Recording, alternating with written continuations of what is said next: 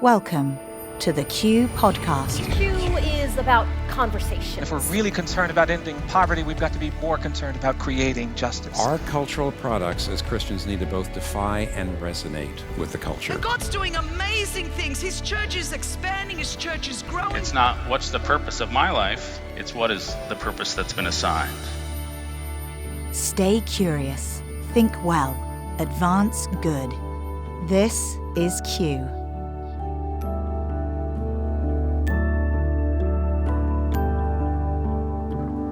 I'm Gabe Lyons. Welcome to another edition of Q Ideas Podcast. And today we are bringing you probably one of the most talked about conversations that took place at our Culture Summit. And it's also one of those videos on YouTube now that's taken off. People are sharing it because it's one of those conversations it's hard to have anymore in the world today. It's just, there are certain conversations like that. Have you noticed? Where it's not as easy to talk about. And if you don't talk about it the perfect way, it gets censored, it gets shut down, it gets deplatformed. And so this was one of those conversations. I think we talked about it in a good way. And I wasn't the one hosting the interview, but we invited Dr. Preston Sprinkle, who's a biblical scholar and international speaker and president of the Center for Faith, Sexuality and Gender, to help guide this conversation. But the conversation was on identity, teens, and gender. And over these last many years, it's become clear that this is a conversation needing to be had society-wide. This isn't just about Christians. It's not just about the church. It's about what's happening right now amongst teenagers, what's happening in this gender conversation. And of course, it can get so confusing, and it's always a difficult and complex conversation to have, especially if you're not having it with somebody who has experienced it. And so our hope at Q Ideas is always to bring you these conversations in the most authentic way we can so you can hear from people themselves who maybe have walked through something that will teach us. And so we had that opportunity this year. And the conversation was important because if you remember, or if you haven't read about this, in 2018, social scientist Lisa Littman published a study on what is called rapid-onset gender dysphoria. Much disputed, controversial, but the study pointed to an increasing trend of adolescent girls suddenly identifying themselves as transgender and seeking treatment, perhaps due to social pressure and media influence. So the study, obviously controversial, many people debating this idea, whether this is true or false, or a horrible thing to even suggest. But we believed it would be important if we could hear a story of somebody who actually tells it in their own words and what that experience might have been like for them. And so I invited Preston to come and share a few of his thoughts on this topic. And then you're going to hear him introduce Helena Kerschner. And Helena's story is one that is complex, but began as a biological female.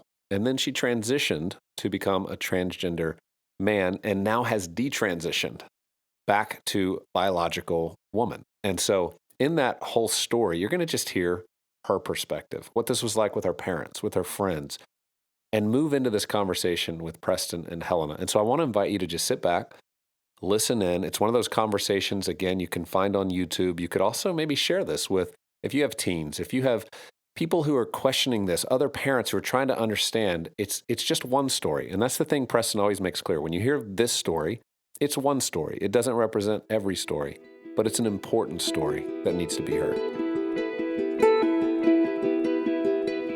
If you've met one transgender person, you've met one transgender person. That's a phrase that Dr. Mark Yarhouse likes to use to describe the wide diversity of different trans identities and experiences. And this morning I want to talk about one particular kind of trans experience. It happens to be probably the most controversial aspect of the transgender conversation, and the transgender conversation is already filled with controversy. And the name by which this particular trans experience goes by is rapid-onset gender dysphoria. The term rapid-onset gender dysphoria is a psychological term that was coined by Dr. Lisa Littman from Brown University in a 2018 study that she did. But the rapid onset gender dysphoria was probably made most popular by Abigail Schreier's recent book, Irreversible Damage, which is highly controversial. There's a lot of critics of this book, some of whom have read the book, but it really kind of put this term rapid onset gender dysphoria on the popular stage. Now, the term rapid onset describes the quickness by which many teenagers seem to be experiencing gender dysphoria. The quickness being like they didn't have any prior history of experiencing gender dysphoria, and it seems like they kind of come out as trans or non-binary seemingly out of nowhere. And this has become really important because there has been a massive increase in the number of teens coming out as trans or going to gender clinics for gender dysphoria. In fact, in the United Kingdom, there has been a 5,000% increase among teenage females going to gender clinics seeking help with this incongruence that they experience between their internal sense of self and their biological sex. And that's the UK, but you can measure any Western country, any Western wealthy country, and you see this very similar hockey stick kind of spike in teenagers, especially females identifying as trans. And now some people say, well, they've always been there. They just now feel safer to come out. And that might be part of it. Society is certainly more accepting of trans identities. The only problem with that, though, is that there has been a really interesting inversion in the sex ratio. Gender dysphoria is historically a rare psychological condition that typically affects males 2 to 1 compared to females. But in the last 10 years, there's been a complete inversion in the sex ratio. So now it's affecting females at about a 2 to 1 rate. So there's probably something more going on than simply society is more accepting. So this is what spurred Lisa Littman on to try to understand this population, this massive increase in teenagers coming out as trans or non-binary. And so she surveyed over 250 parents that had children that kind of fit this profile. And what she found was both remarkable and concerning. Probably the most concerning aspect of her study was that she found that these teenagers, mostly females, are experiencing many mental health conditions alongside their gender dysphoria. 63% of the kids in the study had one or more diagnoses of a psychiatric disorder or neurodevelopmental disability preceding the onset of gender dysphoria. 48% had experienced a traumatic or stressful event prior to their dysphoria. 45% were engaging in self-harm prior to dysphoria. 12% were on the autism spectrum compared to about 2% of the general population. And in this study, probably the most disturbing thing that I read was that 28%, only 28% of clinicians that saw these teenagers chose to explore issues of mental health or previous trauma or any alternative causes of the gender dysphoria, even after the parents had told them that this is what my child has gone through. One of the main questions that came up in this study and many other studies that have been done since then on rapid onset gender dysphoria is this idea of social contagion. Is it possible that there is something in the social environment, online environment, public environment with these teenagers that is playing some influential role in their trans identity? This is very controversial to even suggest that. Another controversial aspect of this conversation is the whole question of teen transitioning. Teen transitioning. Do teenagers have the mental ability to make really significant decisions about irreversible medical intervention to treat their dysphoria? Is medical intervention even the best way? Hormones and surgeries, is this the best way to treat gender dysphoria? Or should we explore other possible psychological things going on that might be intertwined with or maybe even causing the gender dysphoria? Now, facts and data and graphs and studies, these are all really, really, really important, okay? I think it's really good to do the research, to read the books, read the studies, but we are not to love thou data as ourself. We are to love our neighbors as ourself. We are a church, we are a group of Christians, and we need to love people. This conversation is not just about issues, it is about people. If you have met one transgender person, then you have only met one transgender person. And I want you to meet one formerly identified transgender person who very much lived this experience of rapid onset gender dysphoria. I want you to meet my friend, Helena Kerschner.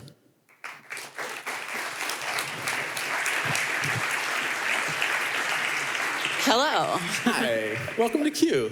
First Thank time? you. Yes. All right. You heard me talk about rapid onset very briefly and very controversial. Everything I said is controversial. Can you tell your story as it relates to this topic? Yeah, so I think it's a shame that rapid onset, this idea of rapid onset gender dysphoria is so controversial, because the first time I looked at this study, this was after I'd already detransitioned, meaning that I stopped my trans identity.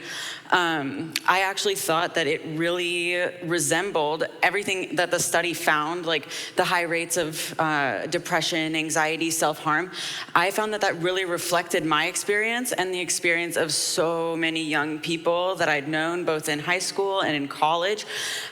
So I think it's very accurate. And when I look back on myself as a child, I wasn't really a tomboy. I didn't have any gender dysphoria as a child. I looked forward to wearing dresses. I liked getting little makeup kits for Christmas and stuff. So there was no real indication that I would ever grow up to identify as trans or want to become a boy. And it all happened very, very rapidly around the time I was 15. And when I look back on that, I see the roots in me joining online communities, particularly Tumblr, and kind of distancing myself from friends in real life and peers in real life, and just kind of getting really embroiled in this community online where everything was about social justice, everything was about gender all the time. And there was these hierarchical ways of looking at people. Like, it was bad to be a cis, not trans, straight white girl. And that's what I was. I was a straight white girl. And I felt that that was very bad at the time, being in these communities. So eventually that, combined with my mental health issues, I had a lot of body image issues. I was very socially self-conscious. That all kind of combined together and resulted in me originally identifying as non-binary, but over the course of a few years, it kind of just snowballed into full-on trans. So the whole idea of social contagion, that there could be something in one's social environment that could play some role in somebody coming out identifying as trans. Would you say that that is definitely part of your story? Absolutely. Without a doubt. Yeah, without a doubt. When I look back, I don't think I would have ever even considered seeing myself as a boy without these social aspects, especially if I hadn't join these online communities specifically, because there wasn't anything at the time really in my school or in my community that was influencing me. It was all this online stuff. And actually, I have gone back and looked at my Tumblr account. There's a way where you can look back and look at the archive of all of your posts. And I did find that there was literally a period of a few weeks to a few months where before the beginning of this period, there was nothing about gender. And then this period of a few months, you can just see me talking about gender more and more and more. I started out as an ally, and then eventually, over just the course of a few weeks to a few months, maybe 2 months at most, I was already starting to identify as transgender. So very rapid, very socially influenced. Okay, so that's your story. Now, Yeah. you're probably hesitant speaking on behalf of others, but did you have other friends, or do you know others that would very much share your trajectory? Yeah, and just to put it out there, I don't claim that my story is everyone's story. I happen to still have friends who identify as transgender. They're great. I don't argue with them or tell them that they're not trans. But yes, this was very common in my peers. I had a few friends in high school. My best friend identified as trans. My other best friend identified as trans. One of my other very close friends identified as trans. And they've all since detransitioned or desisted. So this was very common. I had a lot of friends in high school. And then online, just looking back on it, it was the same pattern. Just kids who were really struggling, kids who were very alone and isolated. Maybe they didn't have a welcoming family life. They just got caught up in these communities online and just started interpreting their emotional pain through this same lens together. So there's a big debate about puberty blockers, cross-sex hormones. One of the big pieces of that debate is whether teenagers have the ability really to make decisions that could affect them for life. And you were on testosterone for a couple years almost, right? Mm-hmm. Do you have do you think looking back, did you feel like you were able to make that decision, or what's your thoughts on teenagers being able to make that decision? Yeah, so I actually started testosterone when I was 18. I was on it for 17 months. Thankfully, I've recovered pretty well. I haven't had a lot of health issues or anything from that, unlike some people I know. But so even at 18, I remember just being not completely, well, not really at all sure of myself and comfortable in myself. And the way I was thinking back then, it was so much less developed. I feel like just the way my brain works now that I'm 22 is just completely different than it did when I was 18, and I still have more growing to do. So when I think about it in that context, and I think about younger teenagers, even younger than 18, thinking back to how I was when I was 16, 15, 14, 13, 12, 11, 10, 9, like these super young kids, I just don't think it's realistic to put this decision on them that is basically saying, are you okay with the risk of permanent health effects, permanent disease, permanent injury to your body, permanent infertility that you can never ever reverse? How can you ask that of such a small child when so many parents don't even really trust their 16, 15-year-olds with what they're gonna have for dinner, you know? So it doesn't seem appropriate to me. I think a lot of people, if they think back to how they thought when they were teenagers, they wouldn't think it's appropriate. So I think that it's very important to protect young people, protect children.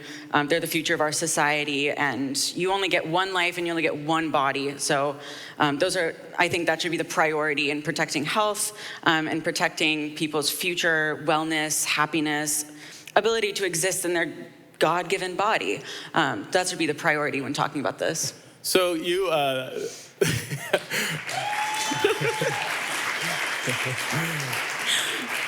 want to clarify something. I was debating whether I was even going to say this, but Helena's story is not because of some religious experience either, for good or for ill. Like you're agnostic, like you don't have a religious commitment. So this isn't like I found Jesus, went to a conservative church, and they pounded into me some anti-trans ideology. This is just your trajectory, your experience. Yep. So thank you for being here. This is Thanks for having me.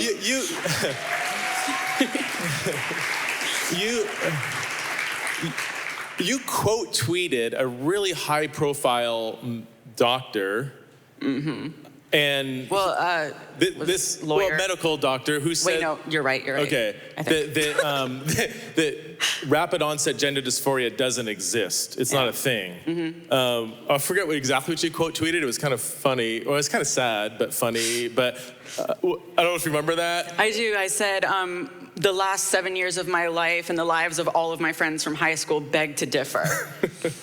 Did he respond? No, of course not. So what do you say to people that say this doesn't exist? Because I've heard that from many people, like this rapid onset's made up, being trans isn't socially contagious, all this stuff. And what I want to emphasize, this is one aspect of the trans conversation. Don't read the whole conversation through rapid onset. And I can see when people do that, that's wrong. Like not everybody who's identifies as trans would fit this profile. But there's a growing number who do. What do you say to people when they say this doesn't exist? So I guess maybe you just said it. So the claim that rapid onset gender dysphoria doesn't exist and there's no social contagion, that's a claim. You can make claims. But when you look at the statistics, like he mentioned, this explosive rise in adolescent girls identifying as trans, and you just look at what's happening and you talk to people like me who can tell you, this absolutely happened to me, this absolutely happened to a lot of my friends, that, it's valid for that to come up against those claims. So, I totally believe that there's a social contagion. I experienced it. Like I said, I observed it happening. I look back and I see it happening to so many people I knew at the time. So I just don't think that, just someone making a claim that there's no such thing as rapid onset gender dysphoria. Look at the facts. There's absolutely an argument that there is a rapid onset gender dysphoria. I want to just briefly talk about something really sensitive, suicidality. Suicidality often comes up in the trans conversation, and I often hear parents of trans kids maybe be told, do you want an alive son or a dead daughter? Meaning either your child will most likely or very likely commit suicide, or they need to transition. So those are your two options. What do you think about that statement? So as we've said, in this population, these young people who are identifying as trans, there's a lot of comorbid mental health issues. There's a lot of depression, anxiety, self-harm, OCD, eating disorders. And so I think that we should treat these young people the same way we would treat any other young person who's struggling with mental health issues. We should be caring and loving to them, and we should get them help, and we should pay attention to the root causes of why they're feeling the way that they're feeling. And I don't think that, potentially causing an endocrine disorder by giving someone cross-sex hormones or potentially surgically altering healthy body parts is an appropriate way to respond to someone who's having mental health issues. I think that they deserve just a lot more personalized, specific, loving care. We just have another minute left. Thank you. Can you just speak just for a few seconds to parents? There's probably a few parents out here who are like, you are my kid, or, and probably listening, probably a lot more. What would you say to parents who might have a teenager that's going through this exact thing right now? Don't have a lot of time. This would need like an hour. But the shortest thing that I will say is that there's a lot going on under the surface. The trans identity, at least for me, it was a way to communicate feelings that were too big for me to understand at the time because I was 15 and my brain wasn't working as good as it does now. There's a lot going on underneath the surface. It's not gonna work if you just argue, if you try to present facts. You really have to kind of humble yourself and bring yourself down to the level of your child and try to emotionally connect and figure out what are the emotional drivers, what is your kid needing that they're kind of trying to express via the trans identity, and go from there and really focus on strengthening the relationship as opposed to the goal of convincing them to think differently. Yeah. We just got a couple more minutes added to us. So, well, Gabe was doing this. I don't know if he meant wrap it up or keep going. So I'm going to interpret it as keep going.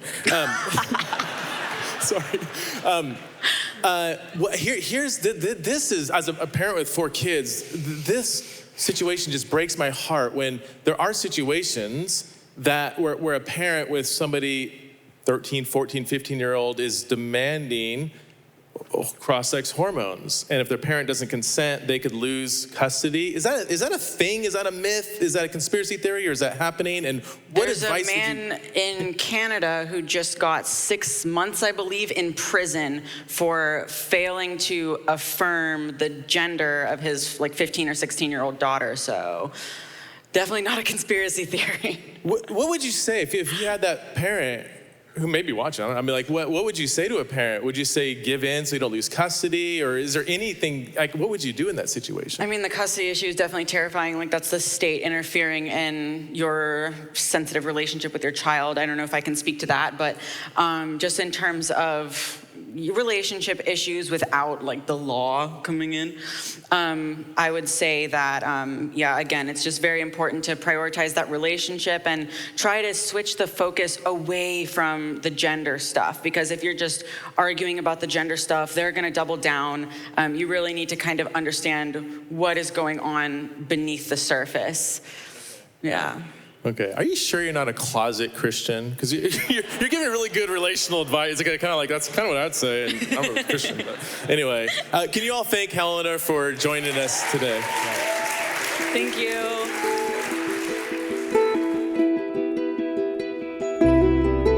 Well, I hope you found this conversation captivating. There's nothing like hearing somebody in their own words just tell their story. It's so powerful, so important, and also so brave. And so we appreciated Helena being a part of this and for the way that Preston Sprinkle led and guided us through that conversation.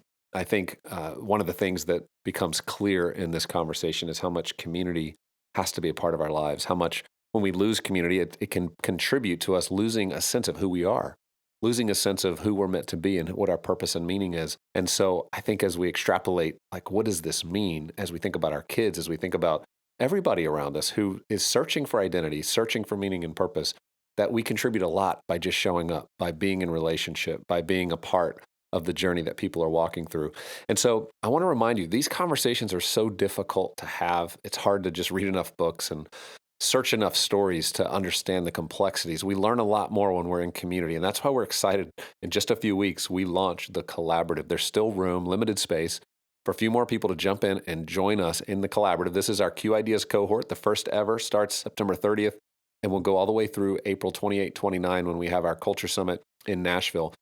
Every month, I'll be hosting a panel conversation. Preston will be one of our guests where we have a conversation around identity and sexuality. And we'll have multiple guests that are experts who've written the books on this, who have their stories to share, and you're going to get to interact. You're going to get to ask your questions directly to them. It's just like you're sitting there on the stage, getting to have a conversation. And then 2 weeks after, every month, we'll have that conversation. 2 weeks later, we'll break into smaller groups of conversation where we're going to keep guiding you with our guides through what does this mean for us? What does this mean for where you're located, whether it's in your institution, a church, a business, entrepreneur, as a parent. What does this mean for you? And what are the other current issues that are now surrounding this conversation that we need to think well about? And how can you do that instead of in isolation in community? And so please join up with us. Be a part of the Collaborative. Limited space for this, but we wanted to take the time to give you space to process information like this in real time. We believe our world's changing at such a rapid pace. The change is accelerating. Doing this on your own doesn't work. It can be isolating. It can be a place where we make bad decisions when we're just thinking through things alone. And so we want to invite you into this space with us. You can go to qideas.org/cohort, learn about all the 8 topics that we're going to be taking on, all the many different voices who will be a part of this with us, many that you've come to love and appreciate through Q Ideas over the years, and some new voices. And you'll also get to see the format, the books that we're going to read, the process, the journey. But jump in with us now. We begin September 30th. We'd love to have you join us virtually or in person for that first kickoff day. And then we'll go from there. So qideas.org/cohort. Share this with your friends. Share this with others who you know this story would encourage and would help bring clarity to a complex situation.